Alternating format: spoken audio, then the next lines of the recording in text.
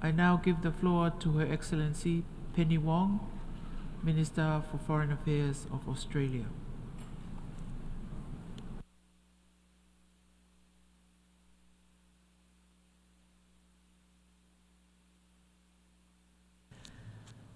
President, friends, steeled by the horror of the most catastrophic conflict in history, humanity forged our United Nations. Its purpose often defined not as taking us to heaven, but saving us from hell. Yet we convene this week with so much of the human family enshrouded in darkness. More conflict than any time since World War II. Russia's invasion of Ukraine, Sudan, Myanmar, Yemen, Gaza, and now Lebanon. Brutal, degrading conflict, ingraining hate and division, pushing peace into the unseeable distance and pulling neighbours into an endless, reflexive cycle of blame and retaliation. Such entrenched violence has its own gravity. More violence becomes the path of least resistance. Seeing past hatred is hard. Building trust is hard. Compromise is hard. Making peace is hard. But the future otherwise is not worthy of our children and the present not worthy of ourselves. We must remember why we built this institution. The United Nations system is where the world comes together to agree and uphold standards and rules to protect all of the world's peoples and the sovereignty of all nations. These rules always matter, and never more so than in times of conflict, when they help guide us out of darkness back toward the light, back on a path towards peace, stability, and prosperity. Not long after we last gathered here, Israel was attacked by the terrorist group Hamas, which killed 1,200 people. This was the greatest loss of Jewish life in a single day since the Holocaust, and Hamas continues to hold hostages. It was an attack that cannot and should not be justified. Like many countries, Australia has imposed sanctions on Hamas, its leaders and financial facilitators. In Israel's response, more than 40,000 Palestinians have been killed, more than 11,000 children, nearly 2 million Gazans displaced, some many times over, more than 2 million facing acute food insecurity. This must end. Palestinian civilians cannot be made to pay the price of defeating Hamas. All lives have equal value. Last month, we marked 75 years since the world established the Geneva Conventions, the foundations of international humanitarian law to limit human suffering in conflict. War has rules. Every country in this room must abide by them, even when confronting terrorists, even when defending borders. Israel must comply with the binding orders of the International Court of Justice, including to enable the provision of basic services and humanitarian assistance at scale.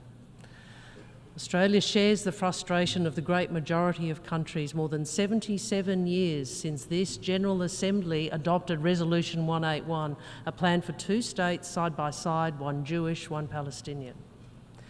77 years later, that Palestinian state still does not exist, long held out as the promise at the end of a peace process that has ground to a halt. The world cannot wait. We must all contribute new ways to break the cycle of conflict. Earlier this year, Australia voted in the General Assembly in support of Palestinian aspirations for full membership of the United Nations. We have sanctioned Israeli extremist settlers and will deny anyone identified as an extremist settler a visa to travel to Australia. But individual country actions alone are not moving the dial. The international community must work together to pave a path to lasting peace. The world cannot keep hoping the parties will do this themselves. We cannot allow any party to obstruct the prospect of peace. As I've said for many months, Australia no longer sees Palestinian recognition as the destination of a peace process, but a contribution towards momentum towards peace. Australia wants to engage on new ways to build momentum, including the role of the Security Council in setting a pathway for 2 states with a clear timeline for the International Declaration of Palestinian Statehood. Because a two-state solution is the only hope of breaking the endless cycle of violence, the only hope to see a secure and prosperous future for both peoples, to give the Palestinian people the opportunity to realise their aspirations through self-determination, to strengthen the forces for peace across the region and undermine extremism. A two-state solution, Israel and Palestine, is the opposite of what Hamas wants. Hamas does not want peace, and it does not want security for the State of Israel. Any future Palestinian state must not be in a position to threaten Israel's security, and there can be no role for terrorists, and it will need a reformed Palestinian Authority. Right now, the suffering across the region must end. Hostages must be released, aid must flow. Australia has provided more than $80 million in humanitarian aid to support civilians who have been devastated by this conflict. But humanitarian aid is not a long-term answer. It is now nearly 300 days since Australia and 152 other countries voted for a ceasefire, and today I repeat that call. Just as I repeat Australia's call for a ceasefire in Lebanon and for parties to fully implement Resolution 1701, Lebanon cannot become the next Gaza. We know Australia is not a central player in the Middle East, but we seek to be a constructive voice for peace and the upholding of international law, including the protection of civilians. In order to protect civilians, we must also protect aid workers who deliver the food, water and medicine civilians need to survive. Aid workers are the best of humanity. Their selfless devotion to improving the lives of others should not cost them their own. Yet 2023 was the deadliest year on record for aid workers, and 2024 is on track to be even worse. Gaza is the most dangerous place on earth to be an aid worker. Australia felt this deeply with the IDF's strike against World Central Kitchen vehicles, which killed Australian Zomi Francom and her colleagues. This was not a one-off incident.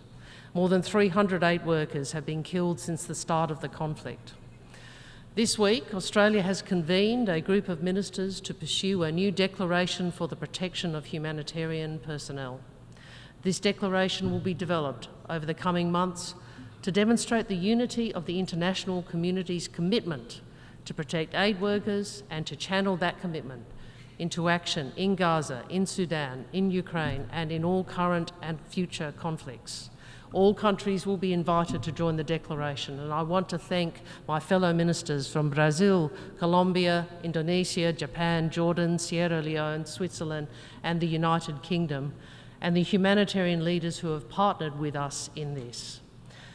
As Zomi Francom's family said this week, people like Zomi are rare, and their bravery and selflessness should be not only celebrated but protected. They can't be brave at any cost. The world's peoples are counting on all of us here to rededicate ourselves to international humanitarian law and the rest of the rules we have agreed to preserve peace and security. Russia continues its vicious assault on the people and sovereignty of Ukraine in flagrant violation of the UN Charter. Aside from terrible damage and loss of life in Ukraine, Russia's invasion is also propelling the global crisis in food and energy security, raising the cost of living for working people all over the world.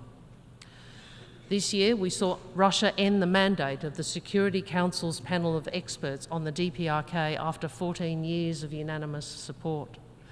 The DPRK continues its unlawful activities with impunity, conducting illegal arms transfers to Russia and threatening our region, including the Republic of Korea and Japan.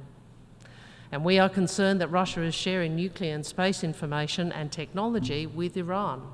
Rules are being blurred, undermined, and at times blatantly violated. We must rally to defend these rules that protect us all, these rules that form the character of the world we want. A world where Australia and other countries have the freedom to decide our own futures without interference and intimidation.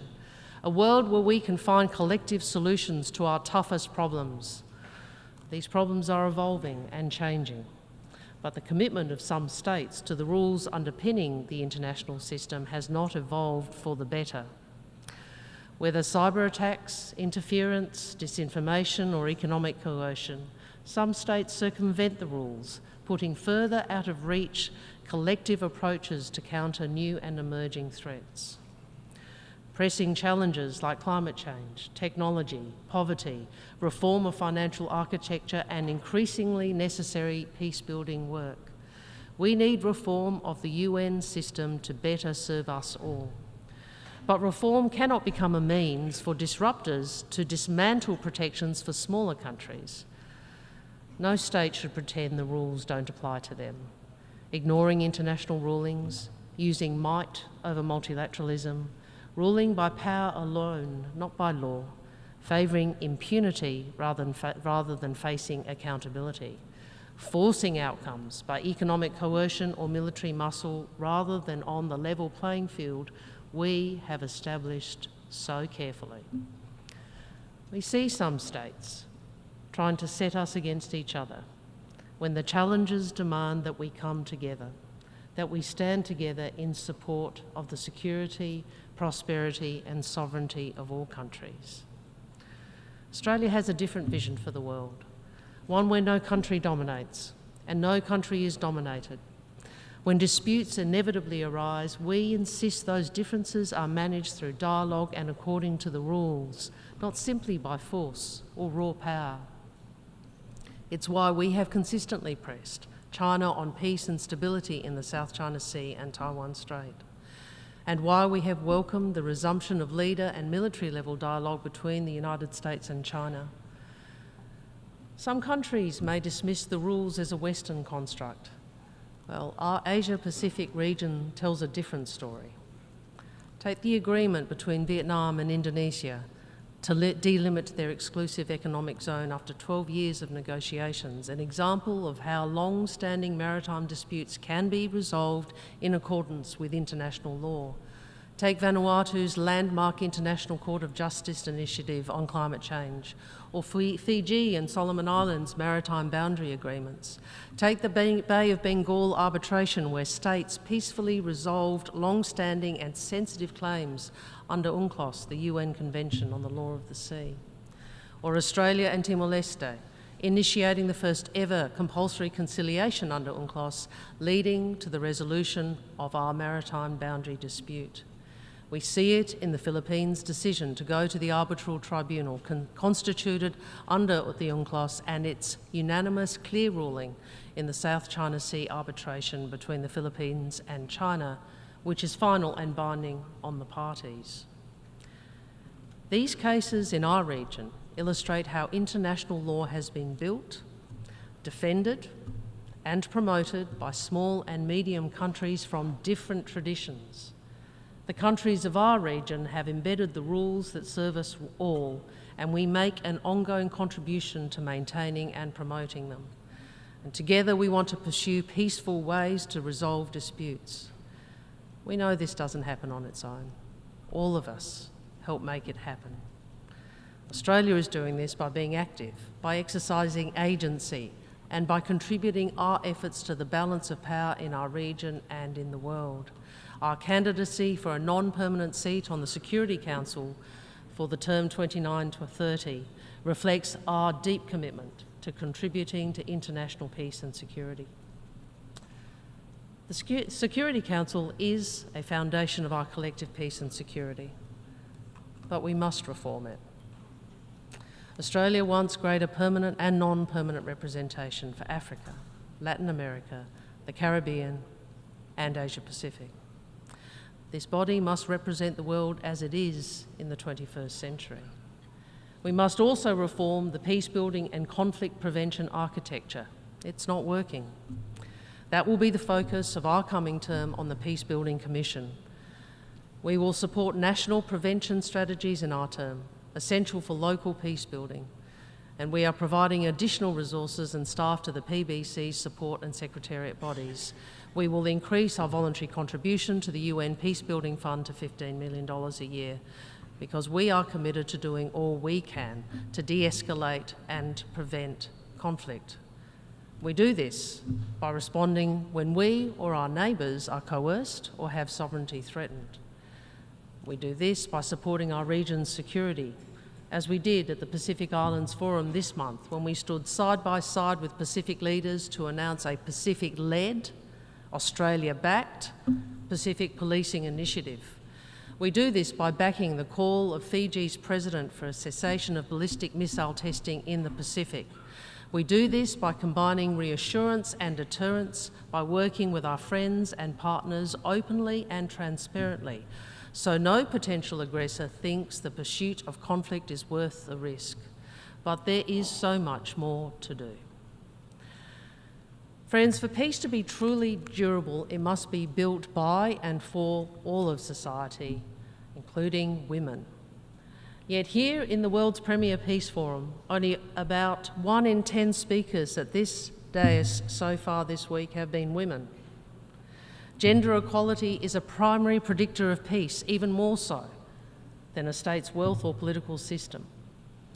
And that is why Australia champions the Women, Peace and Security agenda.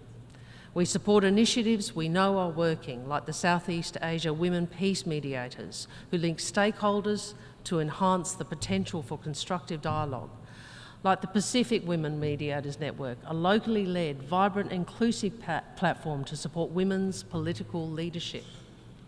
And earlier this week, with Germany, Canada and the Netherlands, Australia invoked Afghanistan's responsibility under international law for the violations of the rights of women and girls. The Taliban have erased women from Afghanistan's self-portrait, effectively imprisoning half their society's population immediately halves their country's potential, depleting the soul and the prospects of a nation.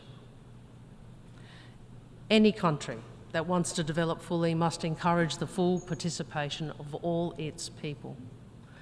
So we can't pursue only parts of the 2030 agenda. We must achieve all of the Sustainable Development Goals.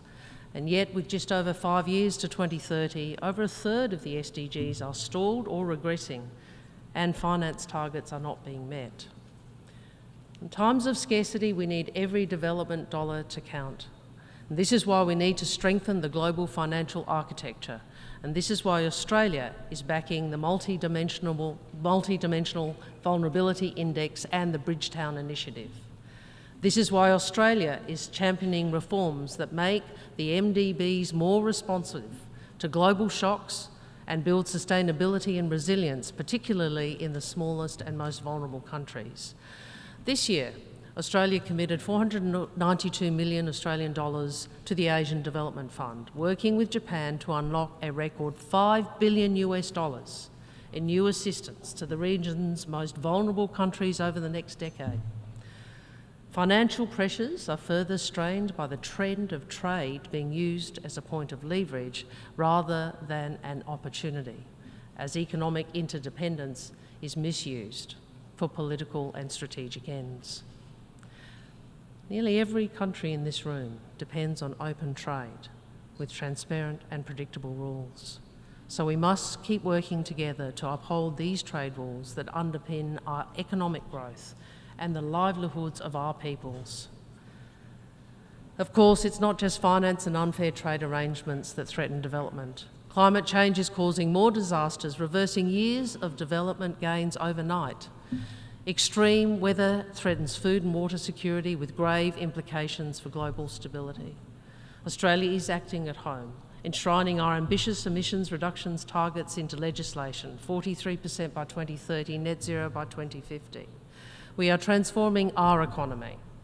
Within this decade, 82% of our electricity generation will be renewable, up from just 32% when I first addressed you 2 years ago. We are building new industries to accelerate our economic transition and to export reliable, renewable energy to the world. And we are acting internationally to respond to our partners.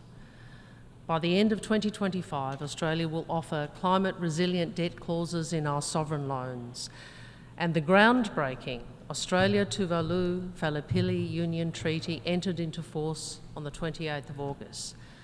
Friends, it is the first time two nations have recognised in a legally binding treaty continuing statehood and sovereignty notwithstanding the impacts of sea level rise. And this agreement supports Tuvaluans to live and thrive at home through land reclamation and investments in infrastructure, education and health. At the same time, Tuvaluans have the choice to live, study and work in Australia. Mobility with dignity means ensuring people have a genuine choice to stay. Pacific voices have demonstrated sustained, clear and innovative leadership as well as tremendous resilience. This is why we are bidding to host COP31 in partnership with the Pacific. We want to show the world the unique climate challenges facing our regions and amplify the voices of small island developing states, the custodians of the world's oceans. President, we know that along with climate change, technology will define the multilateral system and development goals for decades to come. We want safe, accessible technology that is used for the global good, not as a tool for censorship or surveillance or exclusion or division. From the start of negotiations for the Global Digital Compact, Australia has advocated that all states should boost access to digital technologies that offer benefits to our world. And we know that if countries don't have digital infrastructure, they'll miss out. That's why we're building sustainable south-south connectivity, including submarine cables across the Pacific. We also know not all knowledge is new. First Nations peoples' deep knowledge must be preserved and it must be protected. Australia's Aboriginal and Torres Strait Islander peoples have been innovators, inventors and knowledge holders for over 65,000 years. Whether it's fire stick farming used to sustainably manage country, or the engineering of great stone fish traps across rivers and seas, that unbroken line of innovation has continued to this day. Earlier this year, Australia's Ambassador for First Nations People helped bring countries together to finalise the World Intellectual Property Organisation Treaty on Intellectual Property, Genetic Resources and Associated Traditional Knowledge. It's a treaty that acknowledges the link between traditional knowledge and innovation and intellectual property. It helps First Nations communities identify and protect the use of their knowledge by others, which in turn will spur collaboration between researchers, innovators and communities, opening up new opportunities for First Nations entrepreneurship. But friends, this treaty is remarkable for another reason. You see, it serves as a source of optimism. 193 member states agreed on new rules to the world's intellectual property system. That's an extraordinary achievement. As I said at the outset, the international outlook is framed by entrenched division, where consensus often seems a lost cause. But we collectively move the intellectual property system a step forward, just as we collectively move forward this week with the Pact for the Future. And these recent wins remind us of the gains we've made that we all need to protect, of the ways our lives are better because of the United Nations, of the ways our world is better because of our collective contribution to the international system. It promotes economic development and makes trade more fair, together supporting job creation, overcoming poverty and enabling small and medium countries to resist coercion. It guards against the spread of nuclear weapons. It sets the standards that keep food safe. It assigns the satellite orbits that take the internet to the most remote reaches.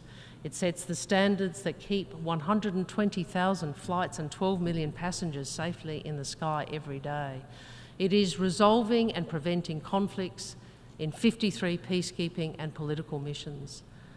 And each year, it saves more than 350 million children from malnutrition.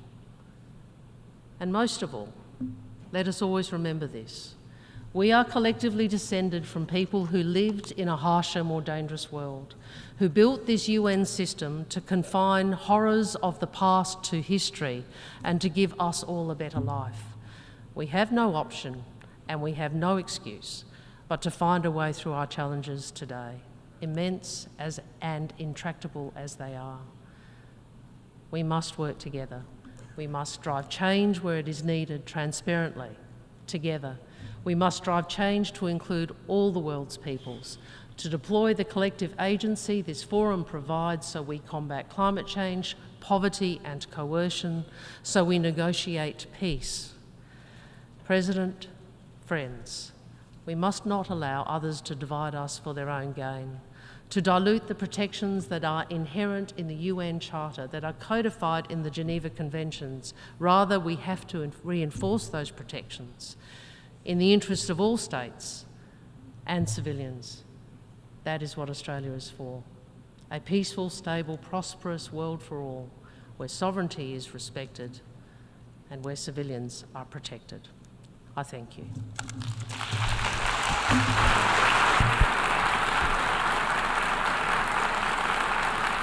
I thank the Minister for Foreign Affairs of Australia.